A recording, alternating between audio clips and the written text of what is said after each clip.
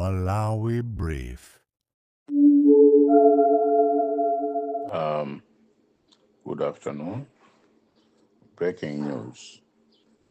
And zomvesa chisoni kuti ifeyo a DPP tinaika mulungu pasogolo.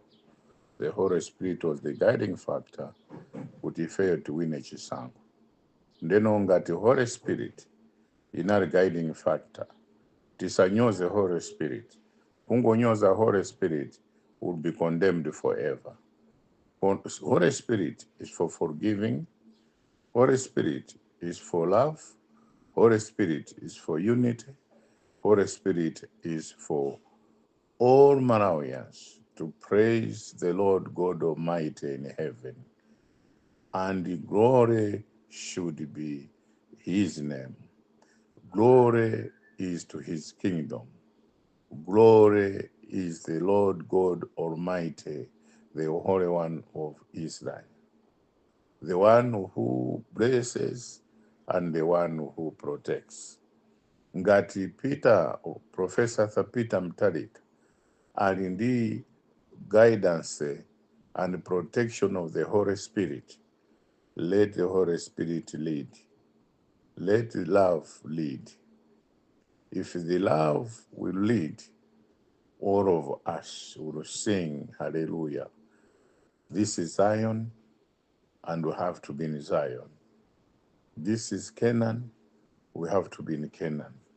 This is the promised land, we have to be in the promised land. Glory to God. Please, I apologize on behalf of the truth and the Holy Spirit. Kuti zimene zapangika ku MBC kunkamuvutisa munthu chifukwa chakuti anatilakwira nthawi ya campaign, zomvesa chisoni kwambiri. Because Holy Spirit is for all of us to forgive and don't fight on behalf of God and the Holy Spirit. Mwatembereredwa ndikukuuzani. We have to condemn this. You should also apologize to his family, to Malawians, because we didn't want blood and blood. No. We wanted to give them an example of how we can lead through the Holy Spirit, how we can lead through God's guidance. And by the blood of Jesus Christ, his blood, limenetike pasogolo. He paid for us. He was bruised for our comfort. He was chained for us to be saved. And for people to go there to take law, kupika manja mwao, kukampanga chipongwe munthu. Inda nalakwa, koma isizi nayo, I'm condemning it. Whether I fall out of grace from you guys, I don't care. But I care for the love of the Holy Spirit, for the love of God, kuti tonse tikondane, tonse ndifa Malawi, tonse tiena kuimba rokoma. That's why timachita condemn kuti ku State House kuli chimpwirikiti. That's why timachita condemn kuti anthu andakuba. Chifukwa tikufuna kuti ndrama zibwerere bwino, koma zimene zikuchitika zakuti mzipita kuja kukamenya munthu, kumutulusa mu office, chifukwa chakuti ifeyo tili mboma akuluakulu. I disagree with you. I disagree with you totally. Because some of us, we suffered a lot.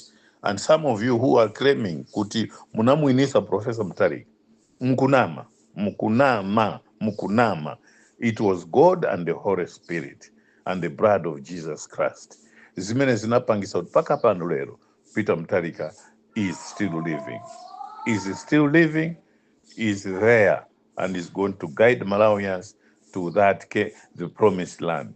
So ngati mukutenga law iyi manja mwanu, kukavutisa anthu, dragging them out of offices, beating them, I disagree with you.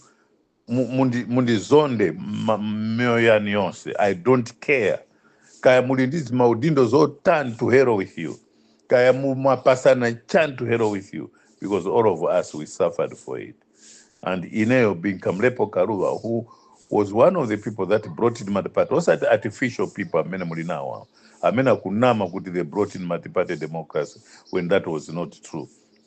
I paid my personal monies in South Africa for us to be where we are today. And I continue paying my own expenses and my own money for us to be where we are today. I paid my own money for the networking, for the things that we did. I cannot disclose them here, but don't force some of us. I'm very angry. I am angry on behalf of the Holy Spirit. I'm angry on behalf of God and the blood of Jesus. Kuti chonde, let us treat each other like humans.